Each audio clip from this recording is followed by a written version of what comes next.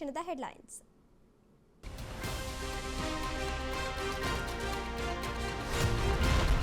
ಅಶ್ವವೇಗ ಅಭಿಯಾನಕ್ಕೆ ಮಣಿದ ಬಿಎಂಆರ್ಸಿಎಲ್, ಪ್ರತಿ ಸ್ಟೇಜ್ಗೆ 10 ರೂಪಾಯಿ ಕಡಿತಗೊಳಿಸಿದ ನಮ್ಮ ಮೆಟ್ರೋ. ಇದು ಅಶ್ವವೇಗ ನ್ಯೂಸ್ ಮೆಗಾ ಅಭಿಯಾನದ ಇಂಪ್ಯಾಕ್ಟ್. ಸದ್ಯಕ್ಕಿಲ್ವಾ ಕೆಪಿಸಿಸಿ ಅಧ್ಯಕ್ಷ ಬದಲಾವಣೆ, ಕರ್ನಾಟಕ ಬಿಟ್ಟು ಬೇರೆಲ್ಲ ರಾಜ್ಯ ಅಧ್ಯಕ್ಷರ ಬದಲಾವಣೆ, ಕಾದು ನೋಡುವ ತಂತ್ರಕ್ಕೆ ಮೊರೆ ಹೋದ ಹೈಕಮಾಂಡ್. ಉದಯಗಿರಿ ಠಾಣೆ ಮೇಲೆ ಕಲ್ಲು ತೂರಾಟ ಕೇಸ್, ಬೆಂಗಳೂರಿನಲ್ಲಿ ಸಿಎಂ ಸಿದ್ದರಾಮಯ್ಯ ಸಭೆ, ಇಂದು ಠಾಣೆಗೆ ಭೇಟಿ ನೀಡಲಿರುವ ಗೃಹ ಸಚಿವ ಪರಮೇಶ್ವರ್. ಭೀಮಾ ತೀರದ ಬಾಗಪ್ಪ ಹರಿಜನ್ ಹತ್ಯೆ ಕೇಸ್, ಪಿಂಟ್ಯ ಸೇರಿ 4 ಅಂದರ್, ಪೊಲೀಸರಿಂದ ಮುಂದುವರೆದ ತನಿಖೆ.